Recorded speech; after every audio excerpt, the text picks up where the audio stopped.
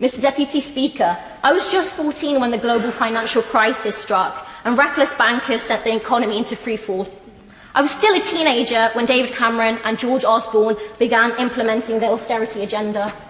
Now, I know conventionists for maiden speeches to avoid saying anything members opposite will find disagreeable, but I can't do that because my generation has only ever faced a future of rising rents, frozen wages and diminishing opportunities. For my whole adult life, I've only known Tory governments that wage war on working class communities like mine. Cutting our services, underfunding our schools and hospitals, saddling me and my generation with tens of thousands of pounds of student debt. And now the manufacturing jobs that were the backbone of Coventry, that brought my family from Kashmir to the region, are now few and far between. The public libraries that allowed me to study and go to university are closed. The council houses that allowed working class families like mine access safe, affordable homes have been sold off.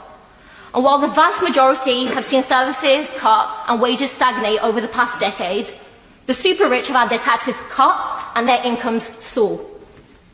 The gap between the ruling class and the working class has widened and is widening. And the response from members opposite is, as it always has been, to divide and rule. That's what's happening when they compare Muslim women to bank robbers, when they call gay men tank-topped bum boys, and when they blame events like the Hillsborough disaster on drunken fans. They are pitting our communities against each other. They are diverting attention away from the billionaires that fund their party, dodge their taxes, and rig the economy. Well, Mr. Deputy Speaker, I'm a working class Muslim woman, and I know the Bullingdon boys will never be on my side. And they will never be on the side of the shop stewards in Coventry, the cleaners in Carlisle, migrant workers in Manchester, or teachers in Tottenham. I know my Muslim brothers and sisters, my Jewish comrades, my friends in the Gypsy, Traveller and Roma communities, and people of all faiths and none are safer when we unite to defeat the far right, even as this government has given them newfound confidence. And I know that a government that abandons refugee children abroad will just as quickly abandon working class children in Britain, where 1 in 3 already live in poverty, because this is a government of the few and it will never be for the many. Mr. Deputy Speaker, the prospects of 5 more years of this government is almost enough to make me despair, but my generation and I cannot afford to despair. Because if we do, then by the time I reach middle age, it will be too late. The climate emergency will have become the climate catastrophe. So I come here with a message from my generation and my constituents. We have no intention of letting that happen. We have seen Australia burn and Indonesia drown. We have seen our Earth teeter on the brink of ruin. We have heard the warnings of scientists, and we know where the blame lies. It's with the 100 companies that are responsible for 70% of global pollution. It's with the billionaires who got rich polluting our rivers and pumping out carbon. It's with an economic system that puts the profits of the rich above the needs of the people. So make no mistake about it. The climate crisis is a capitalist crisis, and the climate struggle is a class struggle across borders. Whether you're in Coventry or Canberra, Doncaster or Delhi, if you're working class, you'll suffer the worst effects of floods, fires, droughts and devastation, while the rich will build ever higher walls to protect themselves. That's what's coming.